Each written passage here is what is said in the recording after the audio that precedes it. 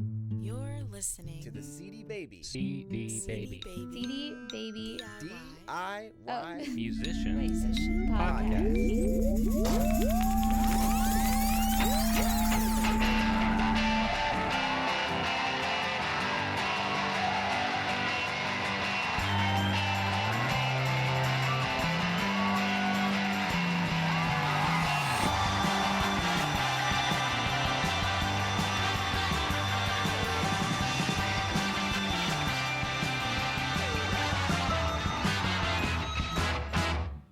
Hey there, and welcome to episode number 118 of the CD Baby DIY Musician Podcast.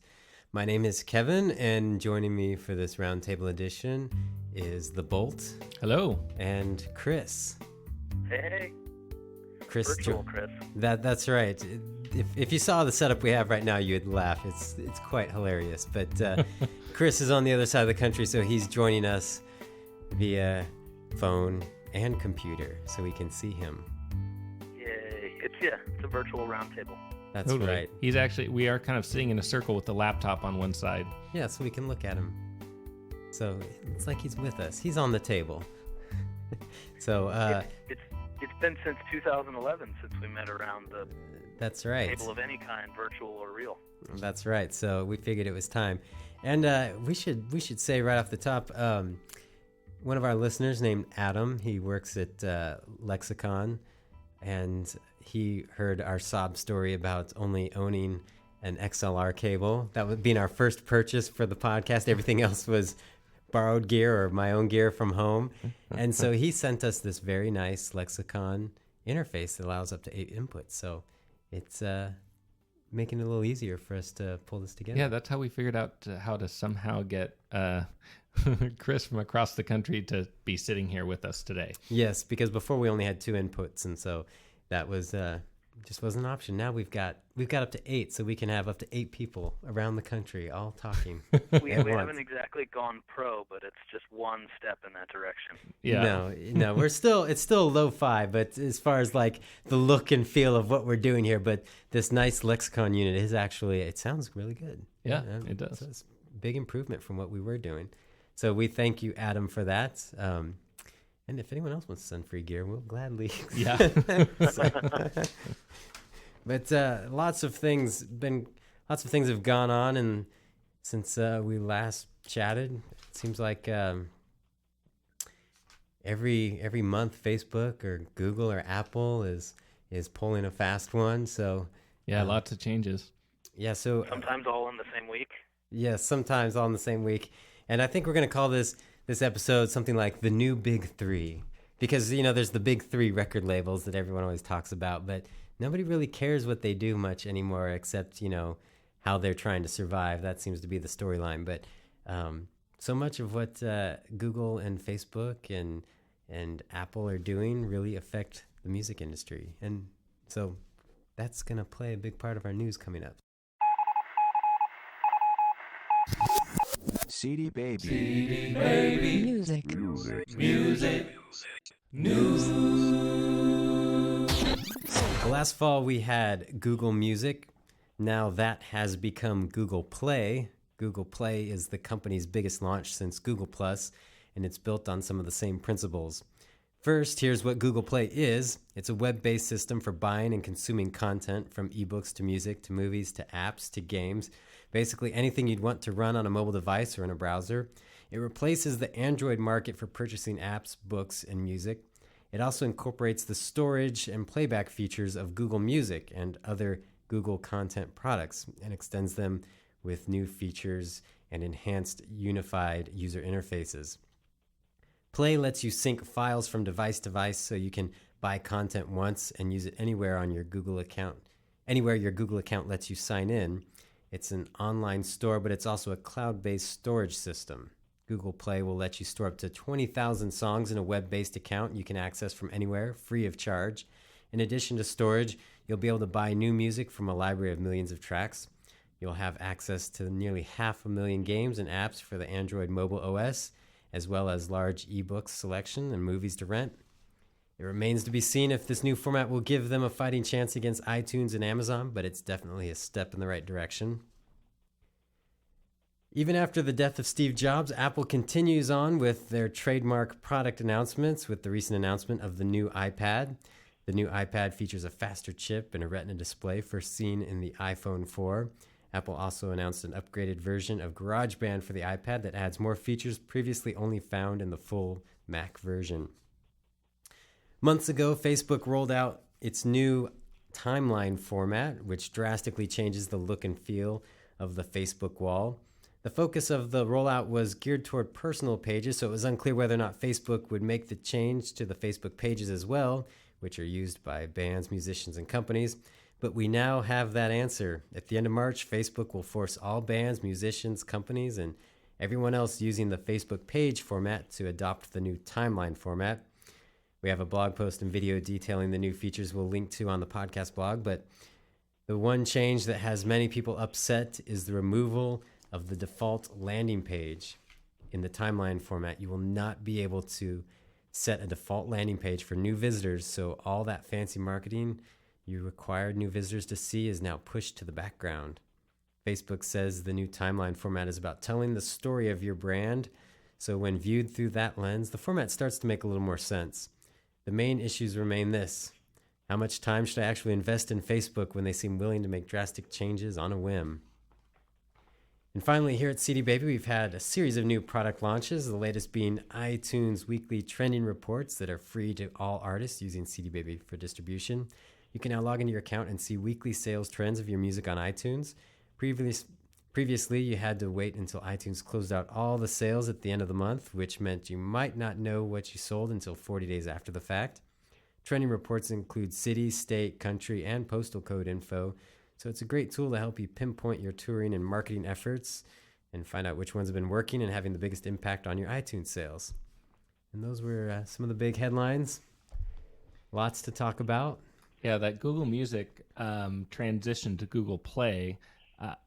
You and I, Kevin, have talked to before about how strange Google Music seemed, because you'd go to Google Music on your desktop and there would be your music collection that maybe you've uploaded, but then if you wanted to buy anything, it took you to something else called the Android market, and then you bought stuff there, but then it would get transferred over to your Google Music, and it seemed incongruous, and it seems like now that they're doing this Google Play, everything's in one place. You can listen to your music, buy music. It's integrated with the Android system on tablets and phones. It seems like now they have a competitive music store with iTunes, not necessarily something that's going to displace iTunes, but they actually have a media center basically that may or may not give them a run for their money. I don't know if you mentioned this in the news part, Kevin, but also we should say that if your music was delivered to Google Music through CD Baby, then it'll be in Google Play automatically. They'll transfer it over. Yeah, right. That's something to take note of, that it'll be there automatically. It's the same store basically. I'm not sure if this was their plan all along or if this was a reboot, because the launch of Google Music seemed to me like a bit of a mess, like you were talking about.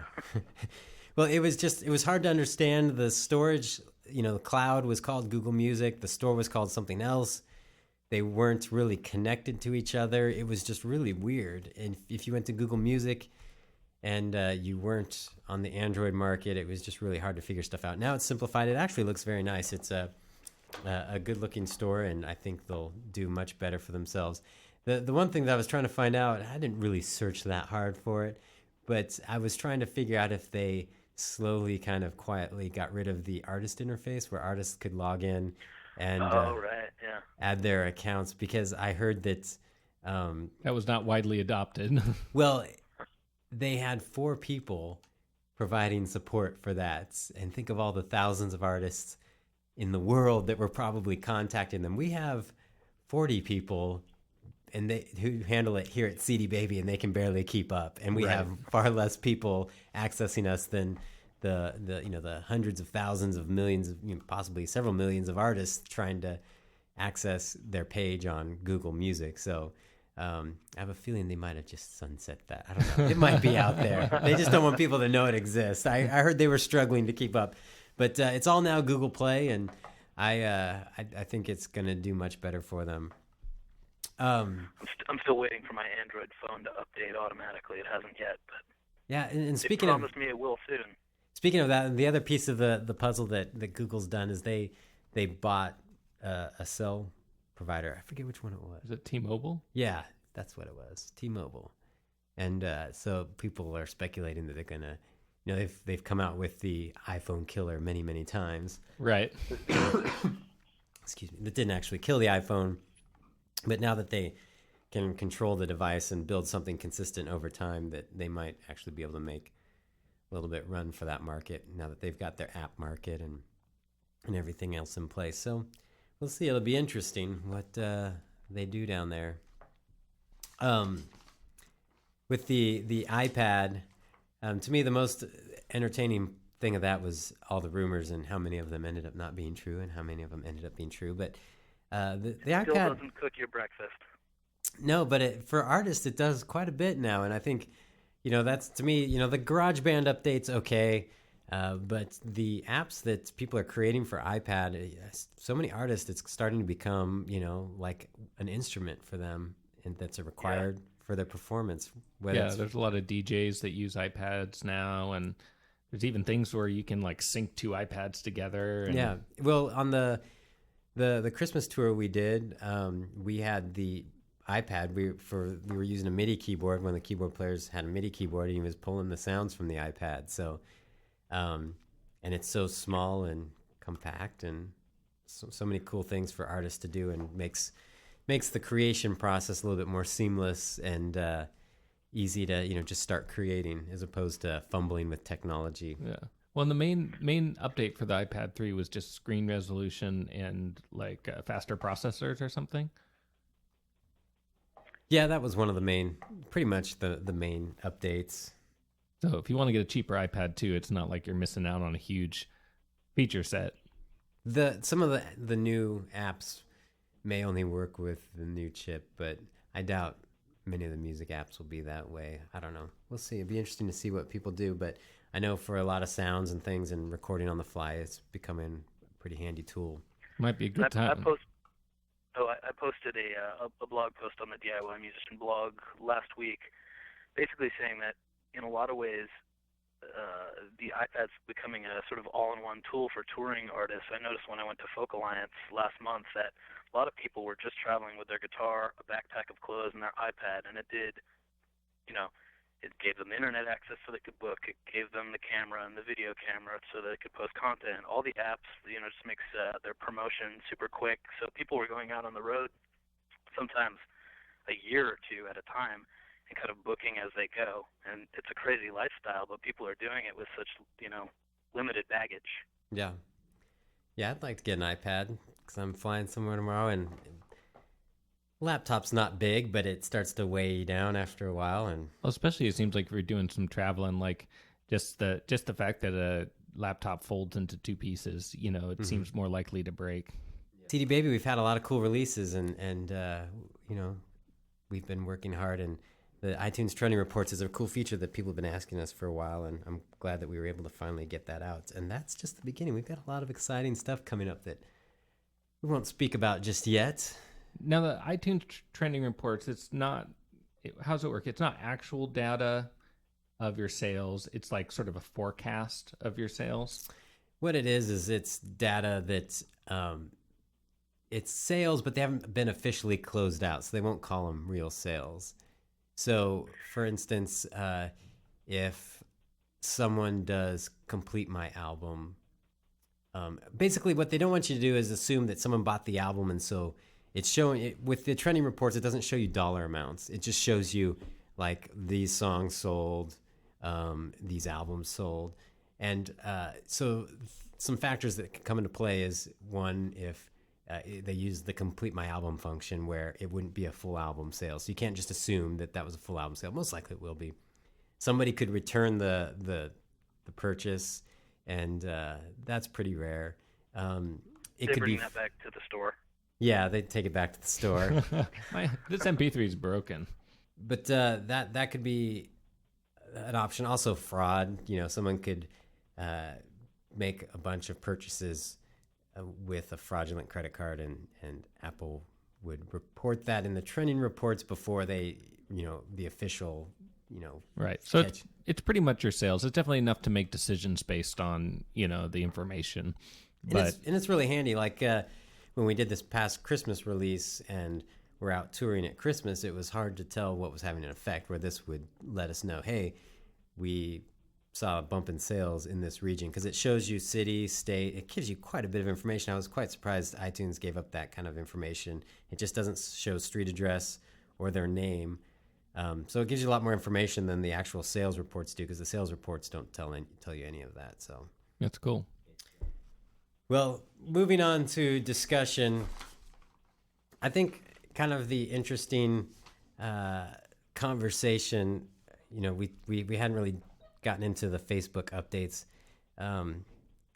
but Facebook drastically changed their layouts, and they're forcing it on everybody. Yeah.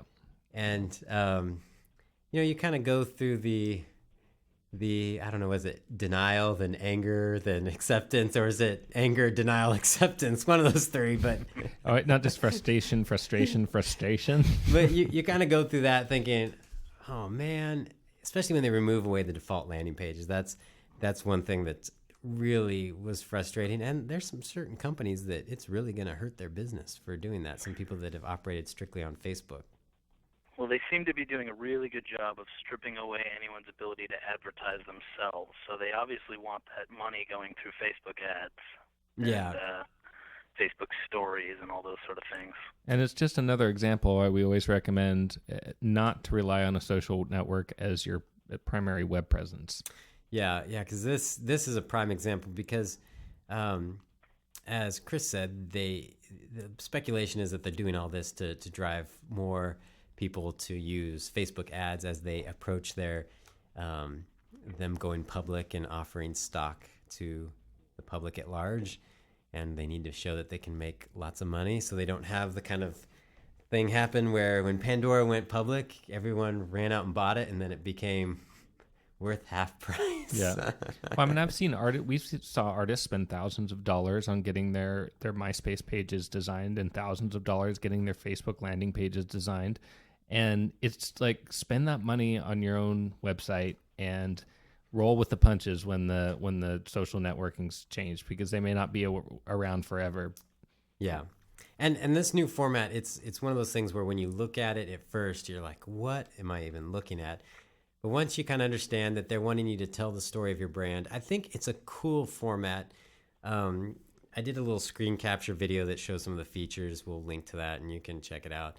There's some interesting things that you can do with it. But to me, it's like, all right, Facebook, do I really want to go back through the history of our band and fill all this information in just for you to scrap it 2 years later, Yeah. Well, one of the popular examples that's getting cited a lot now is Coldplay. They went back, and I'm sure they paid some, intern or something to do it all, but they've backfilled all of their chronology back to their very first practice in the 90s. So there's photos of them practicing in their basement or something like that. And it's a really cool idea for a fan to go through and see year by year the development and new albums and new content. But yeah, who's got the time as an indie artist to really flesh out that chronology? Yeah, plus, there's no way to export that. You could do all that work and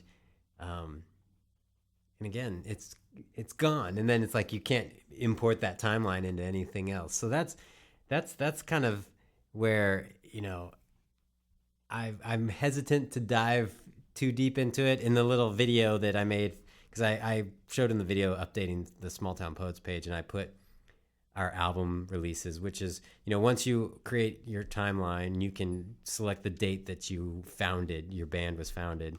And then once you select that date, obviously for most people, it's going to predate the existence of Facebook. You can go back all the way through that history and post photos and redate things. And so I went back and put in our album covers, and I thought, this would be really cool. I could put in some of our videos and all that, but I'm like, if they screw me again, I'll be pissed. Yeah, I mean, the thing is that the idea of giving a history and telling the story of your band or your brand is something that we've been saying all along is really important in order to connect with your fans and give them content and allow them to connect with you. So it is a great tool in a lot of ways. It would be worthwhile in a lot of ways to put all that information together. But whether you want to do it on Facebook according to their rules, or whether you want to put that sort of content together on your own website and allow people sort of to access it and know that it's not going to be messed with is something maybe you need to decide, as far as what you want to spend your time doing. Yeah. Which brings me to the kind of the broader idea for the conversation is that, when I was younger and first picking up a guitar, the major labels were kind of the ones holding the industry captive. It was, you had to get their approval. You couldn't really have a career without somebody selecting you and investing in you. Now that's not an issue anymore, but I'm feeling like we're moving into a time frame of being held captive by these big three. I haven't included Amazon. Amazon's obviously the second largest retailer for digital music behind iTunes, but they haven't really made these power plays like Facebook, Google, and Apple have been doing to kind of force their will on everyone. And I don't know, it seems like we're kind of at a crossroads where we got to choose whether we're going to accept that these folks are in charge or just go another way. Right. Yeah, I mean, I said... Go ahead. Oh, go ahead. I was going to say, it seems like you could go another way. There are other tools available. There's always Twitter or email or alternative social networks, or, there's other ways to get booked. There's other ways to make connections. But the sort of ubiquitous, the fact that these tools are everywhere and everyone loves them, it's like, do you really want to ignore them? Or it seems worth putting a certain amount of energy into Facebook, but how much energy? I guess that's the question. I don't know. Yeah, I don't know. I mean, and the thing is that we've talked a lot about direct to fan, and that's a lot of people's sort of reaction to these big companies having so much control over their music, and taking big chunks of it. But at the same time, like letting iTunes take a certain percentage of your profits or whatever sometimes is worthwhile, because there's so many music buyers using iTunes products. You basically cut yourself out of the equation when you don't use these, or you cut, profit out of the equation basically by not using these companies. Yeah. I mean, I definitely still think you got to be everywhere. I think direct to fan might become a little bit more important. Some people, a couple years ago, people were swearing by it, and usually a lot of people have backed off a little bit more. They're like, yeah, you should be everywhere. And I think it's just weird that, we're kind of back in a place where, on a whim, Google totally redoes their music store. And I think in this instance, it works out. Facebook totally undoes a lot of people's marketing efforts and thousands of dollars people have put into their music and promoting it. And also they've built out features like, the Spotify sharing and stuff, which some people love and some people hate. And just kind of forcing that on everybody. It's starting to feel like, the only way to not be held captive to them is just to do it from your own website, which I guess has always been the case. Right. I think it's a duplicity that'll probably exist for a while. You need to do both. You don't want to lose sales because you're not selling through the major channels. People want to get music on their iPods and iPhones, and lots of people have iPods and iPhones. So, don't cut yourself out of that. But you also want to have control over your content, and you want to have control of how your fans perceive you. So you need to create a space online where you have that complete control, and you can connect with your fans directly, and you don't have to always rely on the whims of a social network. Yeah. Well, and that I think might be where, I've said before on the podcast, I'm not somebody that goes crazy about privacy issues online, but the thing also about uploading all this stuff into Facebook is you're giving up certain rights with your content, and I think that's what a lot of people don't realize.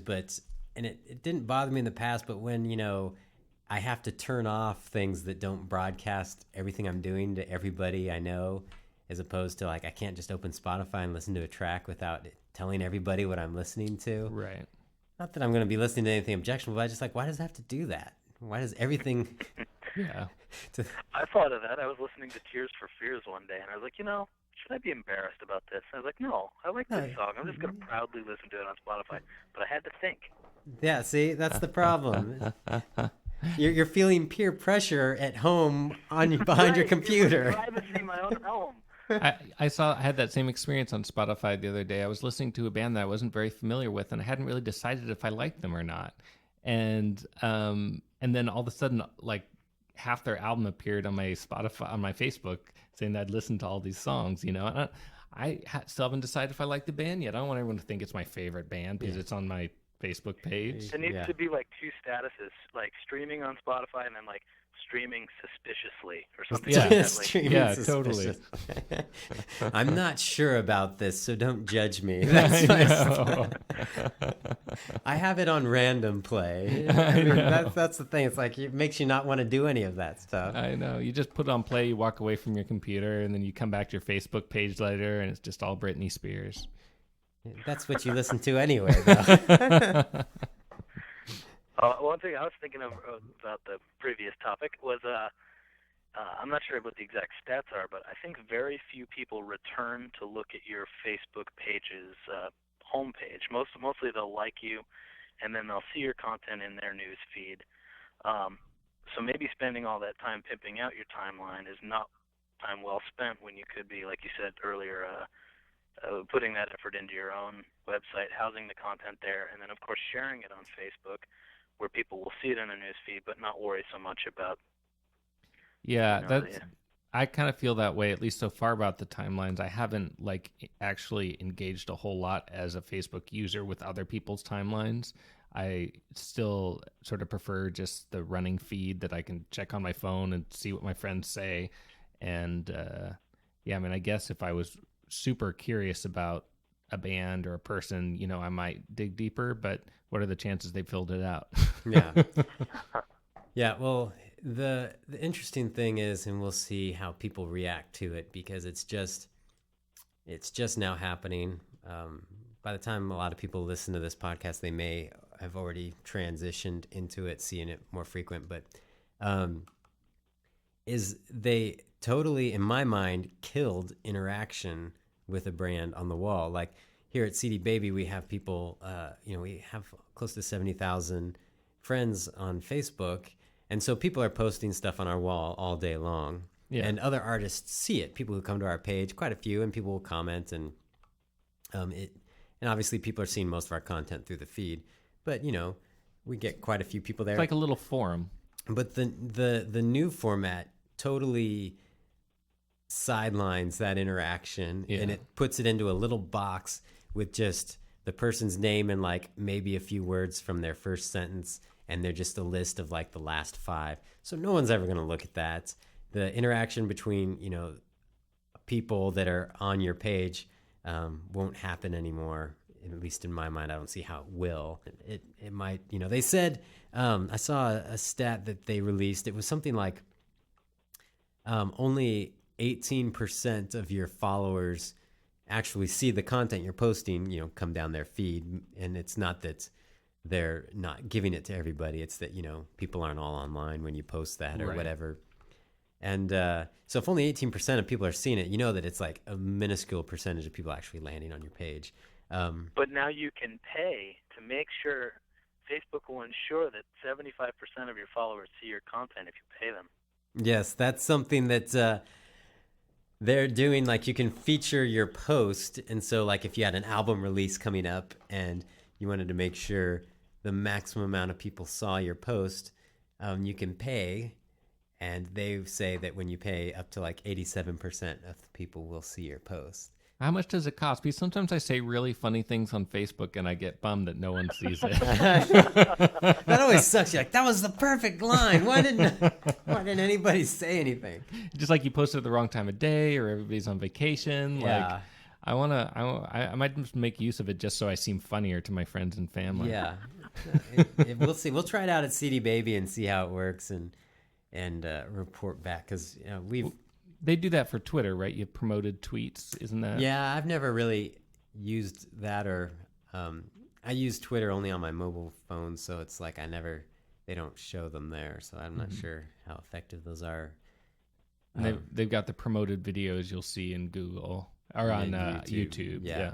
So I guess it's kind of like that. So it might be something worthwhile if you've got a big event coming up that you try it out and see if everyone's posted. Yeah, because we've had articles that, we post and it's been like going crazy on the blog, with comments and stuff. But then we post it on Facebook and it's just crickets. And we're like, well, obviously nobody saw this because it can't be that big a difference between the two audiences. Yeah, So. if any of you guys out there try the promoted what are they called? Facebooks? Posts, promoted posts. Give us a call or an email and tell us how it treated you. Yeah, it'd be interesting to see what your thoughts are about the new Facebook timeline, if you're going to continue to promote your music there, if you've done anything interesting using the new tools that they have to promote your music and tell your story, if you're closing your Facebook account. We should do a little CD Baby plug too now and say to make sure to put your music store. That's right. Top 4 apps, because only 4 apps or tabs show up on the timeline homepage now.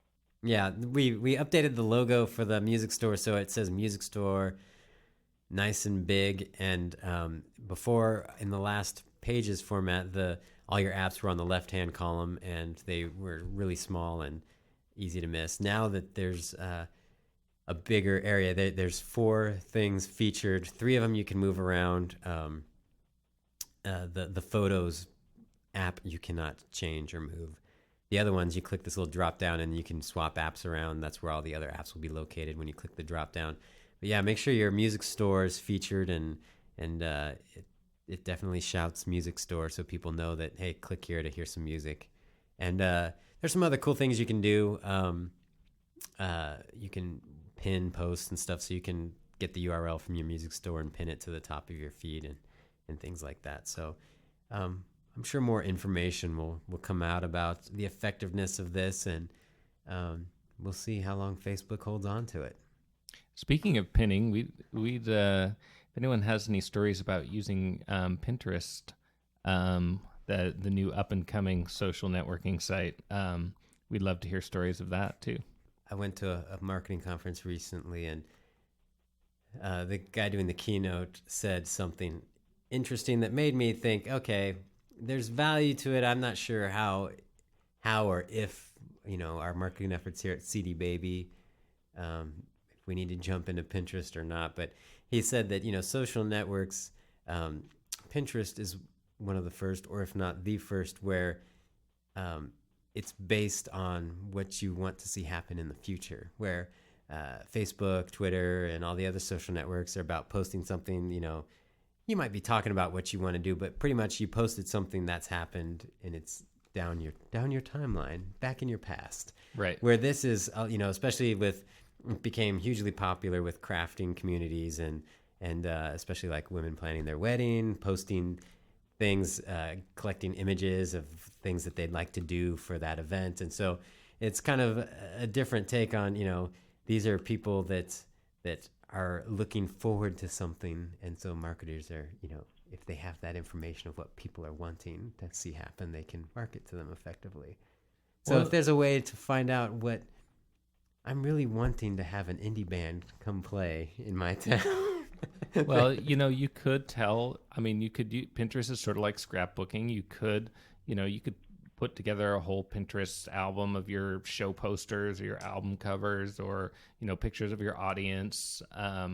There's definitely things you can do. I haven't spent a lot of time with Pinterest as I'm sort of asking our audience, but I think that it's, it's one of the interesting things about it is that it's revolves around objects like pictures, and most social networks are focused on connecting with people, but this is about connecting with objects and using those objects as a way of connecting with people. So the focus is a little bit different than with other social networks. So I'll be curious to see how it grows. It's similar to Instagram is a social network that's around photos and photography. And yeah, I imagine we'll see more of those pop up as Facebook becomes this, giant commercial behemoth that people want to go back to more, People more want to go back to niche. MySpace.